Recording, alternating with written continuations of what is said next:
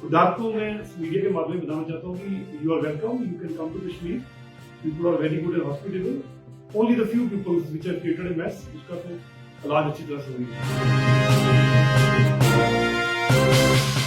नमस्कार साथियों, आज हम जिस खास हस्ती से आपको मिलाने जा रहे हैं उनसे मिलकर बखूबी आप भी बहुत खुश होंगे। तो आज हम उनकी कहानी उन्हीं की ज़बानी जानेंगे। तो चलिए कार्यक्रम को के इंट्रो को ज्यादा लंबा ना करके हम सीधा उनसे बात करना शुरू करते हैं। हमारे साथ हैं जीवानंद शर्मा जी, और जीवानंद शर्मा जी से कुछ उनके एक्सपीरियंस के बारे में बात करते हैं। नमस्कार सर, स्वागत करते हैं। नमस्कार ma'am, nice to meet you ji. Jeevanand ji, सबसे पहले हम आपके बारे में जानना चाहते हैं। जीवानंद जी के जीवन की शुरुआत जो है वो कहाँ से हुई? Basically, I belong to Jammu and Kashmir, the crown of India, and it is my, I would say that I'm fortunate that I'm born in a place which is called a place of God and Goddess. Jammu and Kashmir is famous for Mata Vaishno Devi, and Kashmir is famous for Amarnath. You know Amarnath? तो ये शेविज्म के लिए बहुत famous है, और I am lucky that I am born in a place which is sacred place. बिल्कुल। वहां से आप और आपके जो फादर हैं वो? My father retired as a administrative, he was a he retired as a deputy commissioner for Jammu and Kashmir services. Deputy commissioner? Yes, he was a Kashmir administrative services officer. Yeah. So आपके education की अगर हम बात करें तो वो भी आपकी सारी जम्मू कश्मीर से हुई है? नहीं, मैंने basically primarily I did it from Jammu and Kashmir till the time I got my Bachelor of Engineering from National Institute of Technology Kashmir. Thereafter, I did my post-graduation master's degree from IIT Bombay, Indian Institute of Technology Bombay, in environmental sciences. अच्छा, जाहिर सी बात है कि आप Jammu and Kashmir से हैं, तो जम्मू और कश्मीर के बारे में हम जानना चाहेंगे आपसे। तो हम बहुत कुछ सुनते आ रहे हैं, आप वहाँ रहते हैं, वहाँ के निवासी हैं, आप जम्मू एंड कश्मीर को कैसे देखते हैं? जम्मू एंड कश्मीर को मैं एक धरती का स्वर्ग की तरह देखता हूँ। सिर्फ ये एक I would say that the propaganda that there is a violence and sort of militancy there, and that is that prevails everywhere. And अभी मोदी जी के आने के बाद तो बिल्कुल शांति है वहाँ पे। और अभी जो हमने हमारा जो मिशन सिंदूर के बारे में आपने सुना होगा, जो हमला देखा था, उस पर क्या कहें? उस पर ये बोलूँ कि मोदी जी ने नारी शक्ति को एक बहुत बड़ा तोहफा दिया है, और ऑपरेशन सिंदूर इस तरह का हमला होना कितना खतरे की निशाने पर है जी। ये बीच में उनको हमारे भारत की जो शांति का जो प्रोसेस शुरू हुआ है वो पसंद नहीं आ रहा है मिलिटेंट्स को, और किसी तरीके से बीच में इक्का दुक्का वो हाईलाइट करने के लिए सिचुएशन को थोड़ा खराब करते हैं। तो मुझे लगता नहीं है कि ऐसे हालत वहाँ पे हैं। एक्चुअली हालत is contrary to what they you see in the media. हालत वहाँ पे ठीक है। कुछ लोग जो क्रॉस द बॉर्डर आते हैं, बीच में इक्का दुक्का करते हैं, उसका काफी कंट्रोल हो गया, लेकिन फिर भी हो रहे हैं। इसके लिए मैं मानता हूँ आपकी बात, लेकिन फिर भी जम्मू कश्मीर बहुत शांति के लिए अभी भी ठीक है, ऐसी बात नहीं है। लेकिन डर सब लोगों में बैठा हुआ है, और डर को मैं मीडिया के माध्यम से बताना चाहता हूँ कि you are welcome, you can come to Kashmir, people are very good and hospitable, only the few people which have created a mess, उसका तो इलाज अच्छी तरह से हो रही है। जीवानंद जी, आप वैसे ब्राह्मण हैं? ब्राह्मण द कोर। यस। सो आपने सुना होगा कश्मीरी ब्राह्मण, कश्मीरी पंडित। यस। और इनके ऊपर भी एक मूवी भी आई थी, कश्मीर के ब्राह्मणों पर ही। सो मैं जानना चाहती हूँ एक्चुअल में क्या जो चीजें हम सुनते हैं, जो अफवाहें हम सुनते हैं, जो उनके साथ ब्राह्मणों के साथ हुआ, क्या ये वो बिल्कुल सच है, वो अफवाह नहीं है, दैट इज प्रैक्टिकल। जो मूवी में बताया बिल्कुल ठीक बताया, बिल्कुल सच है। हाँ बिल्कुल सच है, और बहुत बड़ा अत्याचार हुआ ब्राह्मणों के ऊपर, और that's why they are migrated from their place, and आज भी वो माइग्रेशन में लोग वहाँ पे वापस नहीं जा सके हैं। वो तो एक बहुत बड़ा दबा हमारी जो कश्मीर की सरकार उसको वो है, ये एक बहुत बड़ा सच है। इसमें आपने अपनी आंखों से क्या देखा है ब्राह्मणों के ऊपर? मैंने सब कुछ देखा है। मैं तो कश्मीर में पढ़ा हूँ। घटना हुई है कि आपको लगता है कि नहीं, मैं एज अ ब्राह्मण उसे देख रहा हूँ और फिर ये चीज सच है? ये जो हमारे वहाँ पे बेसिकली जो कश्मीर कम्युनिटी है that was in minority initially. तो it is something around I think 92 and 93 वहाँ पे बहुत बड़ा मैसेकर हुआ। तो कश्मीरीज वहाँ पे माइग्रेट होके ऑल अक्रॉस द कंट्री आए, जम्मू में वहाँ पे शरणार्थी के रूप में वो कैंपों में रहे। उनकी वो दशा देख के आगे मेरी आंखों में आंसू आता है कि कैसे मैं खुद देखा है, और कई लोगों को अपने वहाँ गेम मिलने भी गए उनको एज ए सिंपैथाइजर। लेकिन ये जो है एक बहुत बड़ी बात है कि लोग रातों रात ही उनको माइग्रेट होना पड़ा, क्योंकि ऐसे ऐसे दर्दनाक स्टोरी हैं वो जो कोई एक स्टोरी आप साझा कर सकते हैं जो आपने भी सुनी देखी और आपको लगा अरे ये तो मेरे बगल में हुआ था? हाँ, नहीं एक्चुअली मैं बिल्कुल टू प्रिसाइज मैं ये बिल्कुल बगल में नहीं कह सकता हूँ, क्योंकि I belong to Jammu, but the news were coming, and every day in and day out people were telling me कि वहाँ पे ये हो रहा है, वहाँ पे औरतों के साथ ये हो रहा है, वहाँ पे उनको सिंगल आउट करके मारा जा रहा है, वहाँ पे जो जजेस थे, वहाँ पे जो प्रोमिनेंट लोग थे उनको एक एक करके मारा गया, इवन चीरा भी गया, और कुछ लोग आज भी वो केस चल रहे हैं। मोदी जी की सरकार के आने के बाद कुछ लोगों को सजा मिलनी स्वाभाविक है। तो मुझे लगा कि ये बहुत बड़ा जिसको हम बोल नहीं सकते, तो ये बहुत बड़ा सच भी है। It's a very sad story. आप अभी यहाँ पे बता रहे हैं कि मोदी जी के आने के बाद कश्मीर में बहुत बदलाव आया है, क्या क्या बदलाव आपको देखने को मिला उनके आने? सबसे बड़ा बदलाव ये मिला कि जो पत्थर मारते थे वहां पे तो पथराव होता था, और एक कैलेंडर इशू होता था। एक कैलेंडर इशू होता था कि आज इतने दिन इतने घंटे के लिए दुकानें खुलेंगी, 5-6 बजे के बाद दुकानें बंद हो जाती थी, और इतने से इतने बजे तक वो ये होगा। और रात को लाउड स्पीकर्स पे बोला जाता था मॉस्क से कि बड़ा मतलब कि टेरिफाइंग न्यूज मतलब साउंड्स होती थी। तो मतलब it was very horrible to live in Kashmir during that period. 2014 का बहुत बड़ा बदलाव है, इसमें कोई संदेह नहीं। अच्छा, अगर जम्मू कश्मीर की बात करें तो हम वैष्णो देवी के बच्चों से, तो आप उस चीज को कैसे देखते? वैष्णो देवी माँ भगवती पूरे भारत में सभी लोगों की आस्था का विषय है, और हमारी संस्कृति और हमारी भारत का सनातन का बहुत बड़ा स्तंभ है। और मैं माँ भगवती तृप्ता को, बैठनी माँ भगवती को यहाँ से प्रणाम करता हूँ कि यहाँ पे जो श्राइन बोर्ड बनाया गया 1988 में जगमोहन जी ने बनाया था, थोड़े से हालात सुधारने के लिए, तभी थोड़ी सी प्रॉब्लम्स थी, लेकिन जब बनाने के बाद उसको डिल्यूट किया गया टू द एक्सटेंट कि जितना पैसा श्राइन बोर्ड में हमारा है वो सारे का सारा पैसा मिसयूज हो रहा है। और मैं अभी रिसेंटली प्रेस कॉन्फ्रेंस भी करके आया हूँ ऐसे राष्ट्रीय प्रवक्ता राष्ट्रीय परशुराम की तरफ से कि ये पैसा जो है basically section 18 of the act shrine board act 1988 clearly stipulates कि ये पैसा जो है ओनली सनातन के लिए खर्चा है, मतलब only for the welfare of the temple, the management of temple and the management of the tourist pilgrimage which are those who are coming across the country and from abroad, and for the उनकी health के लिए। पर on the contrary ये पैसा ऐसा खर्चा नहीं गया, और इन्होंने क्या किया वहाँ पे एक हॉस्पिटल बना लिए, वो and very expensive hospital, a normal person cannot go there, or only it is the level of 40s and escorts.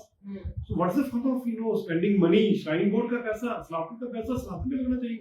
Instead की वहाँ पे कोई अच्छा सा संस्कृत विद्यालय खोल दे, विश्वविद्यालय खोलते, वहां पे उपनिषद पढ़ाए जाते, वेद्स पढ़ाए जाते, माँ भगवती का सेंटर ऑफ एक्सीलेंस खोलते, वहां पे इतिहास बताया जाता, पूरे भारत में एक मैसेज आता, करोड़ों millions of rupees coming every year, और भी 500 करोड़ का इन्होंने एक कॉलेज खोल दिया, वहाँ 42 मुस्लिम्स वहाँ पे रिक्रूट कर दिया। और ठीक है वो बच्चे किसी टेस्ट के माध्यम से आए हैं, पर वो कॉलेज खोलने की जरूरत नहीं। कॉलेज खोलना तो उत्तरदायित्व गवर्नमेंट ऑफ इंडिया का, तो गवर्नमेंट ऑफ इंडिया ने ऑलरेडी रिसेंटली 8 कॉलेज खोले, वहाँ पे 12 कॉलेज काम कर रहे हैं, तो इनका काम ही नहीं था कॉलेज खोलना था। कॉलेज खोल के इन्होंने एक बहुत बड़ी प्रॉब्लम इन्वाइट कर ली, और वहाँ पे संघर्ष समिति बनी है, इस चीज के लिए फाइट कर रहे हैं। और मैं आपके माध्यम से कहना चाहता हूँ कि ये अगर रिवर्स नहीं होगा तो वहाँ पे बहुत बड़ा संघर्ष हो जाएगा आने वाले में समय में अभी चल रहा है। अभी हमने ऑनरेबल एलजी को और उनकी जो उसके नीचे जो बोर्ड है उनको हमने एक लेटर भी दिया है, नोटिस भी दिया है कि इसको रिवर्स कीजिए, कॉलेज को बंद कीजिए, और बच्चों का भी कसूर नहीं है, उनको बाकी कॉलेज जो उनमें शिफ्ट कीजिए, और वहाँ पे कॉलेज नहीं चलाइए, क्योंकि कॉलेज चलाने के लिए सनातन का पैसा है। वो 100% बच्चे हिंदू हैं, उनकी सीटें को सिक्योर करें। वो पॉसिबल तभी होगा जब स्पेशल प्रोविजन एक्ट पास होगा। वही 100% तो कहीं नहीं मिल सकता किसी कम्युनिटी को। माता का पैसा अगर आपने यूज करना है तो हिंदू सनातन बच्चों के लिए होना चाहिए, वो हो नहीं रहा है। तो बहुत बड़ी समस्या है, आने वाले टाइम पे आप देखोगे ये बवाल बढ़ भी सकता है और इसको जल्दी से इसका कोई सोल्यूशन।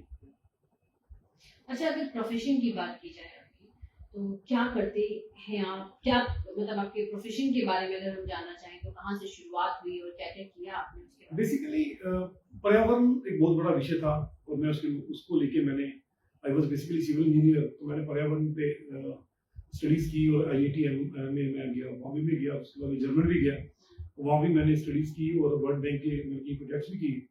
तो no I find that it is a hot issue. No you see, जो हम पर्यावरण जिसको बोल रहे हैं उसकी क्या हालत है, जो सीधा लेवल ऑफ पोल्यूशन, तो हमने उसके ऊपर काम किया। पिछले मैंने 20-25 वर्ष में वही काम किया, अपनी तरफ से पूरी कोशिश की कि जम्मू कश्मीर में कैसे पर्यावरण को कंट्रोल कर सके, मतलब काम तो नहीं कर सकते हैं, कंट्रोल कर सके, और I am expert in that.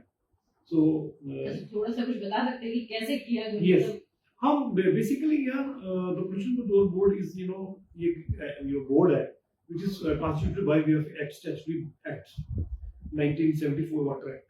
तो उसमें हमें हमारा एक उत्तरदायित्व है कि जितनी इंडस्ट्री है वो पोल्यूशन ना करे, तो इंडस्ट्रीज को हम रेगुलेट करते थे और जो इंडस्ट्री पोल्यूशन करती थी फाइन भी करते थे। इवन मैं आपको बताना चाहता हूँ कि एक हॉस्पिटल है, प्राइवेट हॉस्पिटल, वहाँ पे मैंने 1.2 CR तक फाइन भी किया, मतलब इन्वायरमेंटल कंपनसेशन। जो लोग पोल्यूट करते थे, जैसे उसमें पानी वो ट्रीट नहीं करता था, गंदा पानी निकलता था, उसको ट्रीट नहीं करता था, तो उसका हमने कैलकुलेशन की कि इतने साल उसने नहीं ट्रीट किया तो इतना उसको फाइन किया हमने। तो we imposed penalties also, we advise also, and we gave them the thought also कि कैसे इसको अपने ट्रीट करना है, जैसे पोल्यूशन कंट्रोल डिवाइसेस कौन से लगाने हैं, कौन सी टेक्नोलॉजी लगानी है, कौन सी कॉस्ट इफेक्टिव टेक्नोलॉजीज होती हैं, वो सारा हम उनको बताते थे। और मोरओवर वहाँ की जो वाटर बॉडीज है उसका सर्वे किया, जहाँ जहाँ पे पोल्यूशन लेवल होता था हम गवर्नमेंट को बताते थे कि यहाँ पे लेवल ज्यादा है, इसके लिए यहाँ पे प्रिवेंटिव मेजर्स लिए जाए, तो वो भी हम बताते थे।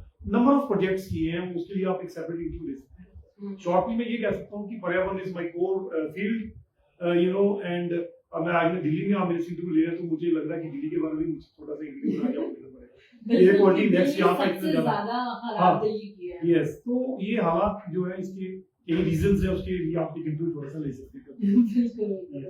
वो तो हम आपसे जरूर लेंगे। अच्छा, एयर पोल्यूशन के बाद अब आपने और क्या क्या किया है? मैं बेसिकली मेरा शुरू से इंटरेस्ट रहा वैदिक स्टडीज में, और मैं गुरुकुल तो नहीं जा सकता था क्योंकि मैं वो था, लेकिन अपने गुरुजी के साथ रह के मैंने वेदा के बारे में और आगम जो है वो एक बड़ा एक साइंटिफिक सब्जेक्ट है। इसमें मैं आपको थोड़ा सा बताना चाहता हूँ कि हमारी जो सनातन साइंस है it is better than the modern science, because I studied both the sciences.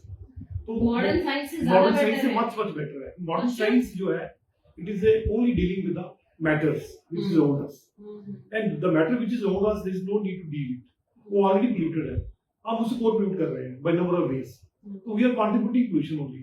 but जो हमारे अदरवाइज वेदास जो है, तो वो हमारा वेदास में सबसे मिनिमम साइंस जो फिजिक्स है, और सबसे जो टॉप की साइंस है वो मेटाफिजिक्स है।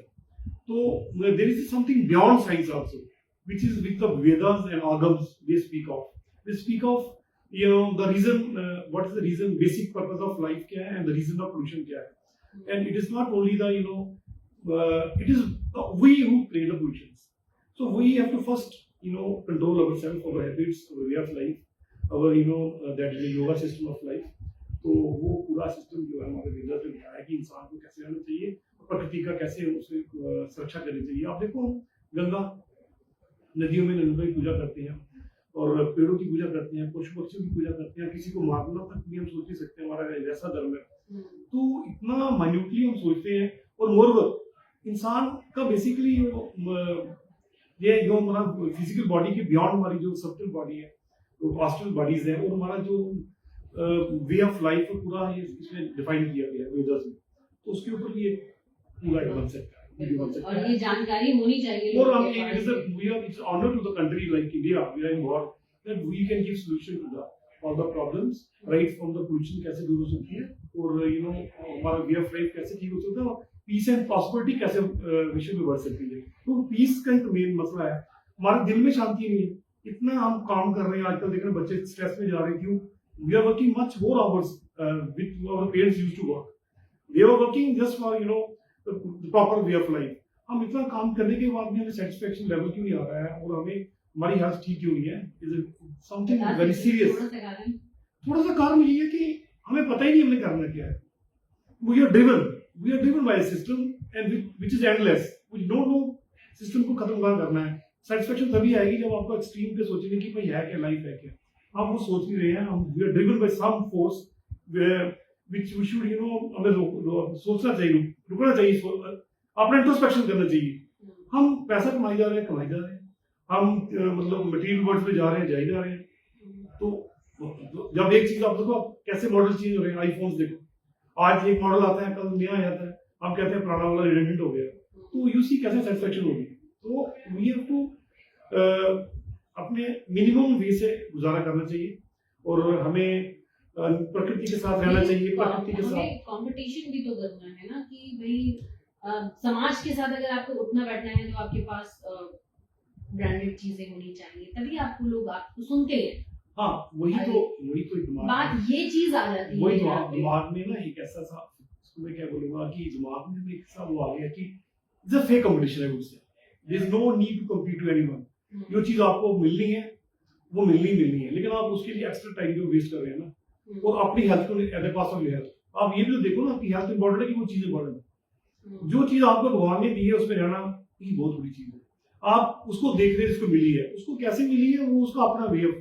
आप जंप मारना जा रहे हैं तो जंप तो लाइफ में कभी मिलेगा नहीं। उस जंप के प्रोसेस में हम वी लूज द और पीसेस टाइम। तो जो हमारे पास एक्चुअल में हम उसको भी खो रहे हैं और वैल्यू ऑफ लाइफ भी खो रहे हैं। और हमारी लाइफ जो है unnecessarily we're making it more strugglesome, which we can save it. Cycle of struggle. We can come out from the cycle of struggle. लेकिन एक कहावत भी है ना कि बिना स्ट्रगल की लाइफ क्या है। स्ट्रगल आप किस लिए कर रहे हो? देखो ना, स्ट्रगल करो। देखिए, आप जब पढ़ रहे हैं ना, अच्छे नंबर लाने के लिए, हाँ, उसके बाद चलो वहाँ पे आप वहाँ पे भी कंपटीशन है कि मुझे ज्यादा नंबर लेकर आना है। आपने देखा होगा कि बच्चे प्रेशर में आत्महत्या कर लेते हैं। ठीक है, ये एक प्रेशर हुआ कंपटीशन का। उसके बाद फिर आपकी शादी हो जाती है या शादी करना है तो आपके पास नौकरी अच्छी होनी चाहिए, आप अच्छी नौकरी के लिए कर रहे हैं। फिर उसके बाद आपको अपनी लाइफस्टाइल, क्योंकि आप कहीं दूसरे को लेकर आ रहे हैं तो आपको अपनी लाइफस्टाइल को चेंज करना होगा, आपको सारी सुविधाएं देनी होगी, तब वो आ जाता है। तो कैसे कॉम्पीट करें कि हाँ भाई आप जो कह रहे हैं वो सुनने में अच्छा है, प्रैक्टिकली कितना अच्छा है? प्रैक्टिकली बेसिकली मैं जो कह रहा हूँ, मेरा मतलब ये नहीं है कि कंपटीशन नहीं करो, कंपटीशन हेल्दी करो। हेल्दी कंपटीशन मतलब हम दूसरे को देख के कर रहे हैं ना कि दूसरे के हाथ में आई है तो आईफोन है, मेरे हाथ में क्यों नहीं है। हमें वो नहीं कर रहे हैं ना, उसके लिए भी स्ट्रगल हो जाती है। कंपटीशन होता है कि यू डू इतना अच्छा करो कि आपको चीजें अपने मिलना शुरू करें। उसके लिए तो कंपटीशन अलग से होता है। हम उस कंपटीशन पे नहीं जा रहे हैं। हम कह रहे हैं कि बनी बनाई चीज मिलनी चाहिए, हमारे पेरेंट्स ने क्यों नहीं किया, उसने क्यों नहीं। कई बच्चे ऐसे भी बोलते हैं, मैं देखा है कि हमारे पेरेंट्स ने क्यों नहीं, हमें करना चाहिए। बट आई मीन टू से नो अनड्यू फियर मींस से हमें पैसे कमाना चाहिए, नो अनड्यू फील, नो किसी के साथ कंपटीशन करना चाहिए और अपना लेवल इतना बढ़ाना चाहिए कि चीजें अपने आप आपको आएंगी। If you are worth of that level, you know the things will come. If you are not worth of register, तो उसके लिए थोड़ा सा मेहनत ज्यादा करनी पड़ेगी। तो मेहनत जब एक बार मेहनत करता है आदमी स्टार्टिंग पे, तो उसको पूरी बार वो कैश करता है। तो हम कहीं ना कहीं चूक जाते हैं। और फिर और दूसरा मैं ये कहना चाहता हूँ कि इसके साथ साथ हमें ये भी देखना चाहिए कि लाइफ का मकसद क्या है। लाइफ का और भी मकसद है। अगर आप किसी को एक फोन दे दो, गिफ्ट कर दो, तो आपको ज्यादा अच्छा लगेगा। पर हम देते नहीं है, हम कहते नहीं है, हमारे पास कबर्ड्स बड़ी हुई है कपड़ों की, हम देते नहीं है, हम वो लेते रहते हैं। तो जब तक देना सीख जाओगे ना, तो गीता में बोला हुआ कि निष्काम भाव, निष्कामना जब आ जाएगी ना तो आपको पर्पस समझ आता है। हम निष्कामना आपको लगता है लोगों को गीता समझ में आ जाती है? क्यों नहीं आएगी? इतना सिंपल है गीता, लेकिन लोग पढ़ते नहीं है। कहाँ पढ़ते हैं लोग? तो मुझे लगता नहीं हनुमान जी से पढ़ते हो, पढ़ते नहीं है ना लोग। तो कल पढ़ेंगे, परसों पढ़ेंगे, पहले शादी कर लेंगे, फिर आपके अकॉर्डिंग गीता पढ़ ले तो इंसान सही रास्ते पे आ सकता है। बिल्कुल सही रास्ते पे आए थे। उसमें गीता में सीधा बताया भगवान ने कि कर्म करना तेरा अधिकार है, फल देना मेरा अधिकार है। तो फल का अधिकार आपके पास नहीं है, तो व्हाई यू आर फाइटिंग? आपका कहने का मतलब ये है कि अगर आप जो भी काम कर रहे हैं उसमें सच्चाई रखी, प्योरिटी रखी, किसी तरीके का कहते हैं गलत काम ना करें, ये कहना चाह रहे हैं। बिल्कुल ये कह रहा हूँ मैं। और लोग गलत काम करके पैसा कमाते हैं, फिर उसको एंजॉय करते हैं, और फिर एंजॉय करने में डूब जाते हैं उस एंजॉय में, और लोगों को भी प्रोवोक करते हैं कि आप भी ऐसा करो। तो एक साइकिल चलता है। अगर आप इसको रुक दें, एक जगह में नहीं भी अगर आप कमाएंगे, नहीं करेंगे तो भगवान ने सब कुछ दिया होता है, ऐसी बात नहीं है। वहाँ कहीं ना कहीं तकदीर में जो लिखा हो मिल जाता है। आप इस पर भरोसा नहीं करते, अब जल्दी में लो, वो जल्दी जो है खत्म नहीं हो रही। वैदिक साइंस, सो इसमें अभी आप लग गए हैं वैदिक साइंस? वैदिक साइंस से ही मुझे थोड़ी सेटिस्फेक्शन मिल गया। अदरवाइज तो मैंने आईआईटी करके I can go abroad also, तो मैं नहीं गया। मैंने बोला कि नहीं, पर्पस ऑफ लाइफ क्या है, वहाँ पे अच्छा मकान ले सकता हूँ, अच्छी चीजें ले सकता हूँ, अच्छा कर सकता हूँ, पर दैट अच्छा इज नॉट परमानेंट अच्छा ना। फिर भी जब एक चीज खत्म होती है फिर एंजॉयमेंट खत्म हो जाता है, दूसरे के लिए मैं एस्पायर करता हूँ। तो मैंने वो सारा देख लिया कि कुछ नहीं है इस साइकिल में फंसने के बजाय अच्छा है कि मैं मुझे सब भगवान ने सब कुछ दिया है, तो मुझे उसमें एंजॉय करना चाहिए। तो मैं उसमें मुझे अच्छा लगता है। अगर आप उस सोच में चले जाओ, उसको अपना सारा कुछ उसको दे दो भगवान को, तो आपको भी अच्छा लगेगा। आप ट्राई करके देखो। इस तरीके का आपने अपने जो वैदिक साइंस पढ़ा उसमें आपको ये सब चीजें मुझे किसी से कंपटीशन ही नहीं है, और मुझे लगता है कोई मेरे से कंपटीशन कर सकता है। मैं अपनी फील्ड में अपना एक्सपर्ट हूँ, वो करे कंपटीशन आ जाए, वो अच्छा है तो मैं उसे सीखूंगा। दादा जी बोलूंगा कि मेरे से कंपटीशन कर रहा है। आप लेवल बढ़ाने की कोशिश करो। लेवल बढ़ता है जब आप चीज के बारे में सोचोगे ना। इस फोन के बारे में सोचो कि कितने फोन लेके मैं खुश हो सकती हूँ। अब वो 20 फोन तो लेते रहो, एंड ही नहीं। अब मैं एक पे खुश हूँ, मुझे चेंज करना मर्जी होगी, मैं करूंगी नहीं करूंगी, तो then you are owner of yourself. You are not becoming owner of yourself. अपने पर ओनरशिप नहीं ले रहे हो आप ट्राई कर रहे हो दूसरों को देख। Once you take start owning yourself, you are the master of yourself and you will enjoy the things. और भगवान देता है एक चीज, मेहनत करने से नहीं आती है, थोड़ी लाभ भी होती है। तो कई लोग चाहे बड़ी मेहनत करते हैं, उनको कुछ नहीं मिलता है। तो इसलिए भगवान को छोड़ो ना, जब मिलता ही नहीं है तो फिर कैसे उसके लिए क्रिप करने से जो मिला है वो भी नहीं एंजॉय करोगे। और आप कह रहे सुसाइड करना तो कोई सोल्यूशन नहीं है। Solution is not solution, end of life है। What's the point? So precious life आपने एंजॉय करनी थी, एंड कर दी। तो थोड़ा इस पे पॉन्डर ऑन कीजिए। I think the solution will come. This is the basic yoga which the we can give the world. आप देखो, yes yoga, because you see the world form में देखो बच्चे सुसाइड कर रहे हैं, ज्यादा कर रहे हैं, इंडिया से ज्यादा कर रहे हैं। वो क्यों कर रहे हैं? क्योंकि इनको संस्कार मिल नहीं रहे। एक तो उनको जो जैसे हमारे जैन फैमिली का कल्चर, तो यहाँ पे आधा टाइम तो फैमिली में अच्छा पास हो जाता है, इनके पास टाइम पास करने के लिए नहीं लोग। तो we are lucky that we India we can give solution of peace and prosperity to the world. वैसे तो जीवनानंद जी, आपसे बात करने में बहुत इंटरेस्ट आ रहा है और हम बहुत कुछ जानना चाहते हैं, लेकिन समय का अभाव है। सो हम एक अलग नए टॉपिक पर हम आपसे बात करेंगे, फिर हम आपसे समय लेंगे और जानेंगे जम्मू कश्मीर के कल्चर के बारे में, जानेंगे वैदिक साइंस के बारे में, जानेंगे पोल्यूशन के बारे में। इन सब पर आपसे बात करेंगे बहुत ही विस्तार से। और अभी के लिए मैं आपसे समय चाहती हूँ। Thank you very much.